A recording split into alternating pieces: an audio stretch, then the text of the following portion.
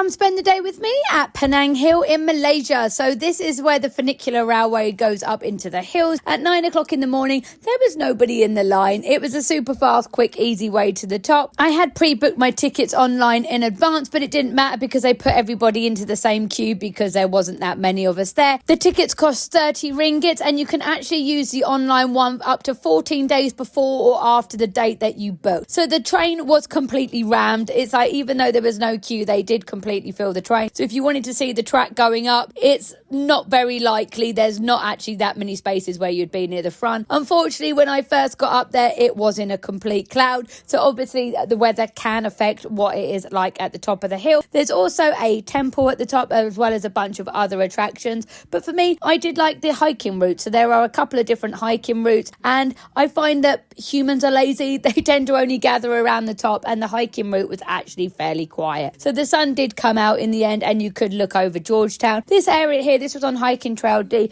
There were quite a few different viewpoints and photo opportunities along this route. People can also get golf carts that take them across the route if you didn't want to walk, and they do stop at these different viewpoints if you didn't want to do the walk. But part of the reason I went to Penang Hill was to get out in nature and go on these walks. So I went to the Monkey Cup. This is a garden that you can pay to go in, but they do also have a little cafe as well. It looks like it's located in the forest, and even the tables have plants built into them as well, which I thought was quite cool. So here I just had a little drink and a snack, and then I went on to Hiking Trail D. And as you can see, there is no one here. It took me about half an hour to 45 minutes to do this part of the loop, and in that time I didn't see a single other person. I had it completely to myself. By the time that I got back to the top of the train station, the sun had came out a little bit better, so the views were a little bit clearer. This heart is another thing that you can pay to walk through. And then I left about 1 p.m. in the afternoon, and I did find that the queue to get down was a little bit bigger, but it moved quite fast. It only took me about 30 minutes. From Georgetown, you can get the bus for 2 ringgits, but there is a gap in service in the afternoon, so you may have to walk back to the main road and pick up the bus from there.